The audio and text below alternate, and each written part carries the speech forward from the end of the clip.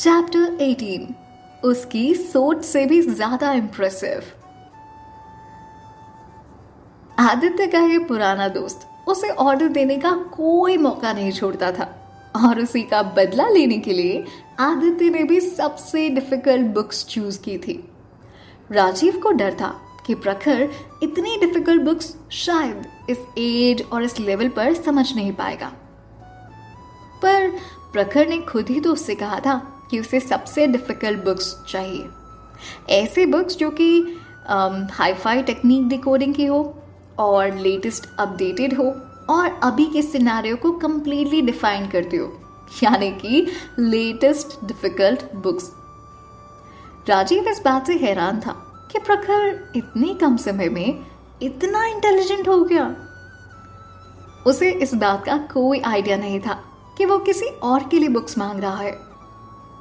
फिर फाइनली जब प्रखर ने राजीव को ये बताया कि ये बुक्स उसने किसी और के लिए ली हैं, या आप कह सकते हैं कि ये बुक्स उसने अपने किसी दोस्त के लिए ली थी, तब राजीव को समझ में आया। राजीव ने आदित्य से इस बारे में कहा भी, हम जब बात कर रहे थे तब सुना था तुमने वो बुक्स अपने दोस्त के लिए ले रहा था। आदित्य ने सिर हिलाते हुए इसे जवाब दिया, हाँ वही ना, जिसके बारे में तुम कह रहे थे कि उसकी कोडिंग स्किल्स एकदम परफेक्ट है, उसी की बात हो रही है ना। हालांकि वो सिर्फ एक छोटा सा मिनी गेम के लिए था, पर आप उस प्रोग्रामर की प्रोफिशिएंसी देख सकते हैं। आपने खुद देखा, ये आज तक का आपका देखा हुआ सबसे बेहतरीन काम था। ऐसी कोडिंग जिसे देखकर आप खुद हैरान थे। उसकी ये बात सुनकर आदित्य ने उससे कहा, हाँ तुम सही कह रहे हो, बट ये सिर्फ कुछ कोड लाइंस हैं। तुम उस प्रोग्रामर से कुछ ज़्यादा ही ओवर एस्टिमेट कर रहे हो, या शायद थोड़ा ज़्यादा एक्सपेक्ट कर रहे हो। प्रोग्रामिंग में कोड राइटिंग के अलावा और भी बहुत कुछ होता है। बाय द वे, वो सब छोड़ो, मैं सिक्योरिटी सिस्टम का अपग्रेड तुम्हारे ऊपर छोड़ रहा हूँ। इसके हैकिंग कंपटीशन से पहले ख़त्म कर देना, वरना। आदित्य ने उसे ऐसे मजाक मस्ती में लाइटर नोट पर चमकाते हुए कहा।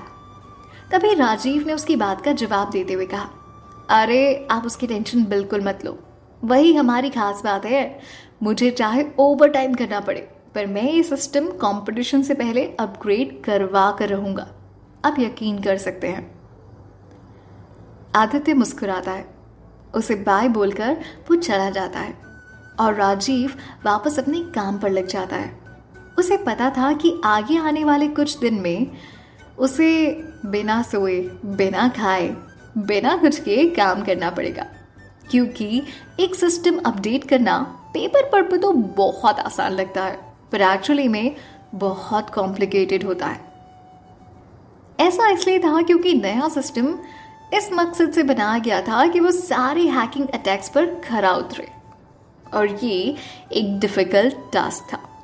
हैकिंग कंपटीशन की जड़ यही तो था, और उसने ये भी सुना था कि इस बार जो हैकर सामने आए हैं वो पिछले कई सालों में बहुत ही ज़्यादा बेटर है।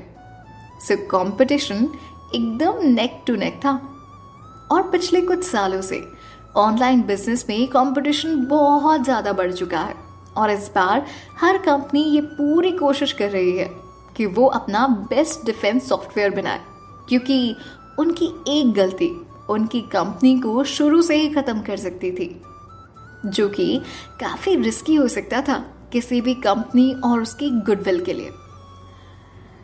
और राजीव को ये देखना था कि वो आदित्य की कंपनी की पूरी मदद करे, ताकि वो हैकिंग कंपटीशन के एंड तक अपना नाम बचा कर रख सके। आखिर ये कंपनी राजीव और आदित्य के परिवार की जॉइंट पार्टनरशिप की कंपनी थी, तो मतलब मामला घर का ही तो था। वही तान्या उन बुक्स से सैटिस्फाई तो हो गई थी जो प्रखर उसके लिए लेकर आया था। तान्या ने पूरे तन मन से उनकी पढ़ाई की थी और खुद को इस मामले में अपडेट कर लिया था।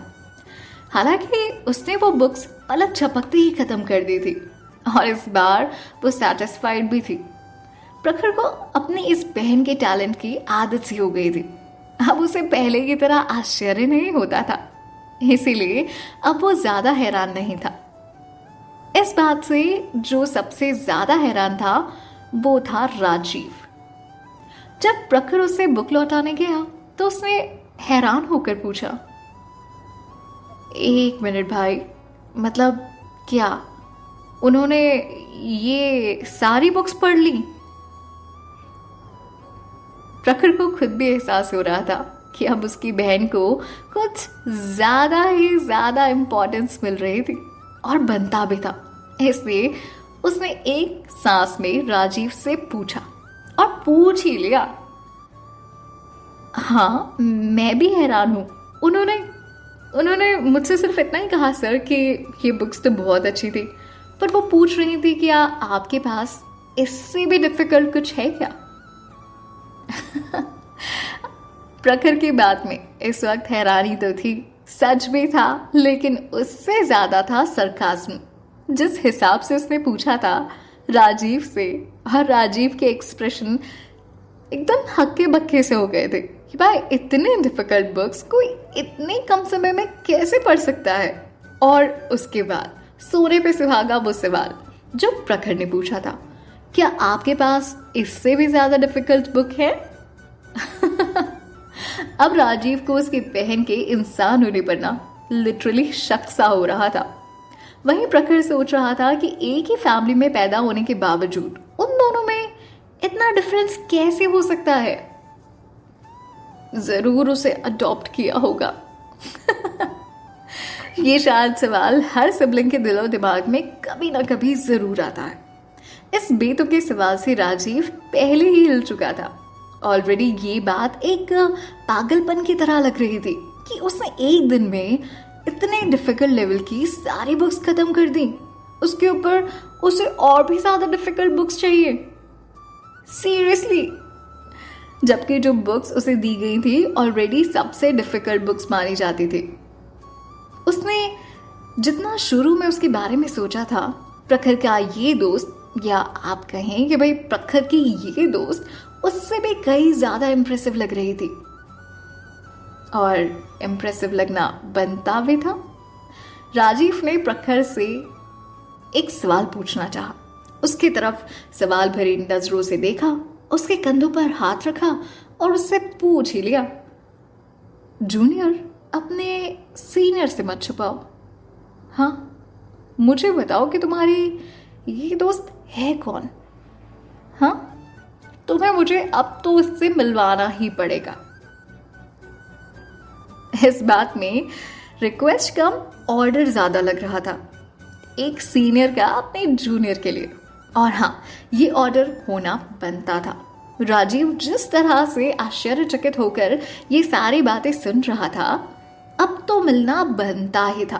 प्रखर ने उससे कहा, सर, ऐसा नहीं है कि मैं आपको उनसे मिलवाना नहीं चाहता, पर अभी वो किसी के सामने नहीं आना चाहती। मैंने आपसे प्रॉमिस किया था, मैं अपना प्रॉमिस निभाऊंगा सर। जैसे उन्हें ठीक लगेगा, मैं आपसे प्रॉमिस करता हूँ, मैं सबसे पहले उन्हें आपसे ही मिलवाऊंगा। अभी उनकी तबीयत ठीक नहीं है, वो जैसे ही ठीक होगी मैं पक्का मिलवाऊंगा। प्रखर की इस बात में, इस प्रॉमिस में राजीव को सच्चाई नजर आई और उसने इस बात को समझा। राजीव समझता था कि जीनियस लोगों का अपना ही एक पागलपन होता है। उसने प्रखर को और कुछ बताने के लिए बिल्कुल फोर्स नहीं किया, बल्कि वो उसकी जितनी मदद कर सकता था उसने की। उसने कुछ और बुक्स ली और उसकी मदद करने की कोशिश की। प्रखर के जाने से पहले राजीव ने उससे सिर्फ एक ही सवाल किया, प्रखर, मैं तुमसे फ्रैंकली एक बात कहना चाहता हूं। अगर तुम्हारी दोस्त को जॉब की जरूरत हो तो उसे प्लीज यहां ले आना। मैं एक अच्छे से जॉब ऑफर के साथ उसका इंतजार करूंगा। आई होप तुम मेरा ये मैसेज अपनी उस दोस्त को जरूर कन्वे करोगे। बाकी जैसी उसकी मर्जी। ये कहकर राजीव मुस्कुरा उठा। शायद एक तरह से ये भी मदद के लिए एक हाथ बढ़ाने का तरीका था। प्रखर ये बात सुनकर बहुत खुश हो गया। उसने सिर हिलाते हुए कहा, thank you so much sir, मैं ज़रूर उन्हें ये बात बता दूंगा। Once again thank you so much for each and everything. आपने बहुत मदद की हमारी। प्रखर का ग्रैटिट्यूड राजीव के लिए एक्चुअली एक बहुत ही अच्छी बात था। उसने दिल खोलकर राजीव से थैंक यू कहा और उसके एक एक शब्द में इस बात को फील किया जा सकता था कि प्रखर जानता था कि राजीव ने उसकी कितनी मदद की है। ताना को एक गुड न्यूज़ देने के लिए प्रखर बहुत एक्साइटेड था और जल्दी जल्दी इस एक्साइटमेंट के साथ वो हॉस्पिटल की तरफ भागा ताकि अपनी तान्या दीदी को वो बता सके जिसका पूरा परिवार इंतजार कर रहा था।